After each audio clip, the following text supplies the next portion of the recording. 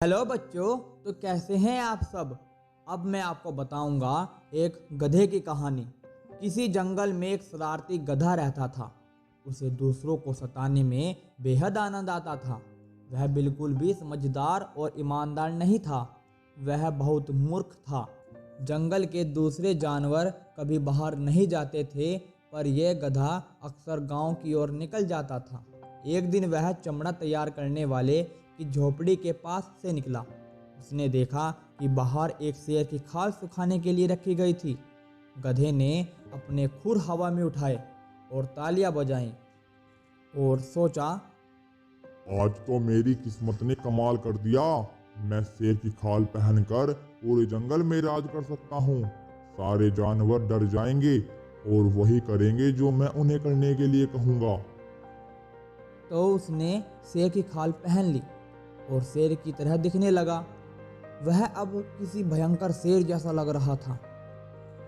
अब गधा अपना सारा समय पशुओं को डराने में बिताने लगा। वह उन्हें अपने नकली पंजों व तीखे दांतों से डराता। जानवर उसे देखते ही डर के मारे यहाँ वहाँ भागने लगते। एक दिन एक चतुर लोमड़ी अपनी यात्रा से लौट रही थी। उसने सोचा, जहाँ तक मुझे जंगल के बूढ़े शेर का पता है, तो गांव वालों ने शेर का शिकार कर लिया था। तो ये नया शेर कहाँ से आया?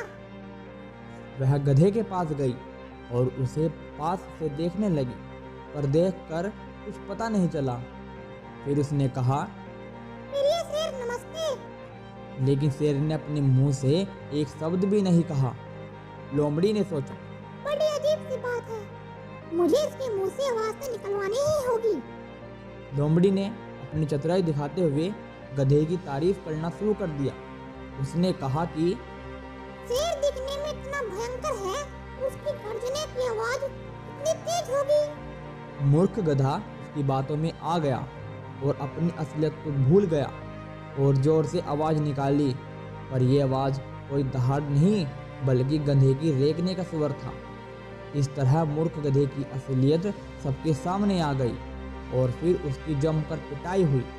तो बच्चों, इस कहानी से हमें यह सीख मिलती है कि शेर की खाल पहन लेने से हर कोई शेर नहीं हो जाता और एक मूर्ख प्राय अपने शब्दों से ही पहचाना जाता है। बाय बच्चों।